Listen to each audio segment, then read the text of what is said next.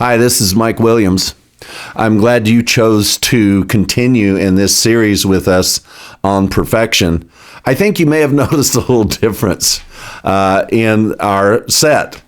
I'm in the sound laboratory in Grand Haven, Michigan, where we're recording in studio instead of outside. Maybe you can let us know which one you like the best.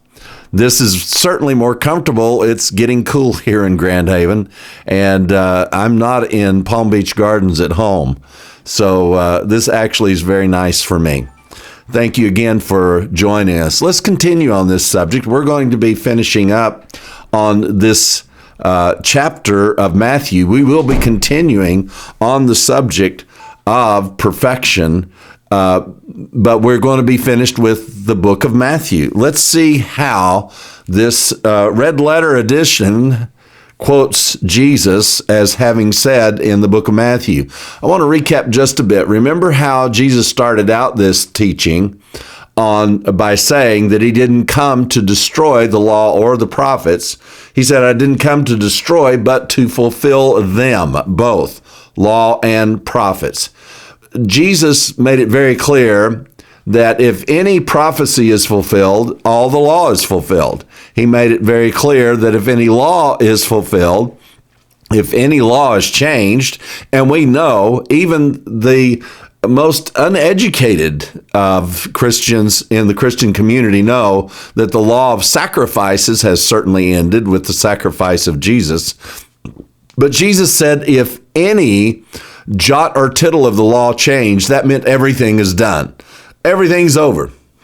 Something has culminated in something very powerful, and that is what the gospel is. The gospel is what took place at the end of the death, burial, and resurrection of Jesus. So let's pick up here where we left off out in the backyard, as you may remember.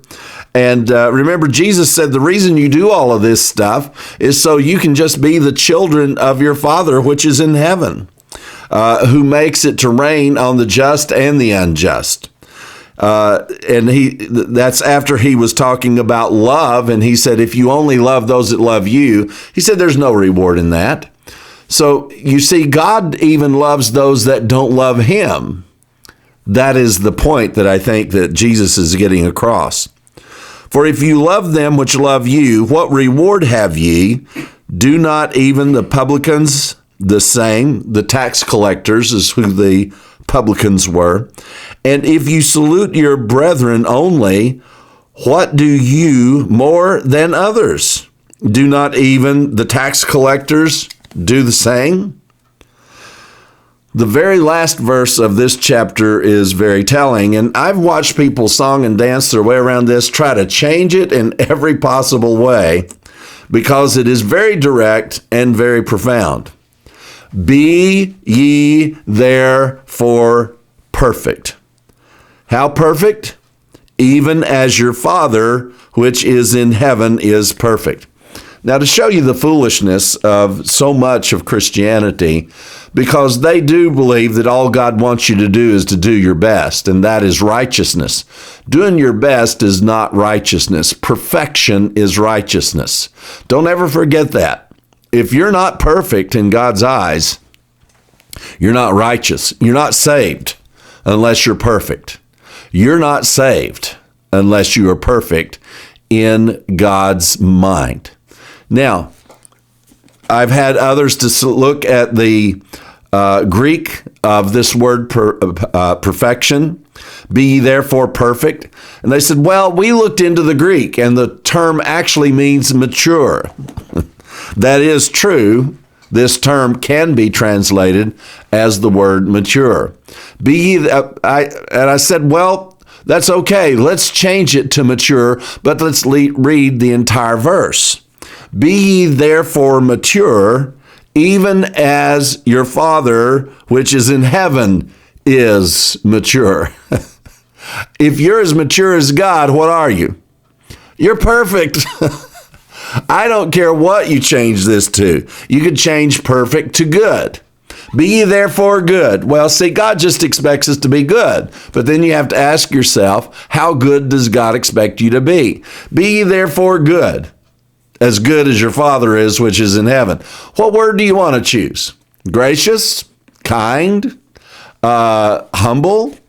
The issue is not that the requirement as it is set, and the definition of the requirement, any definition of this word, it means you have no hope in yourself, which Jesus has just explained all of that in his very dynamic teaching here. As you can see, what was Jesus talking about? Jesus was talking about perfection the entire time. There's nothing less acceptable to God than perfection. Don't let people tell you that only thing God expects is you to do your best. Sorry, that verse is not in the Bible anywhere. It just does not exist. God demands perfection.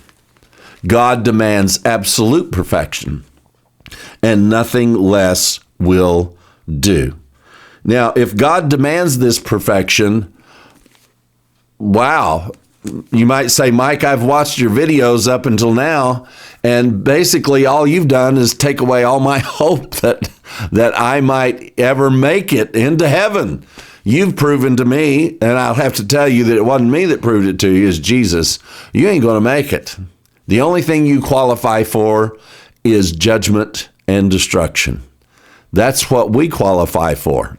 But I wonder if the gospel itself has some good news in it. You know, that's what the term gospel means. It means good news.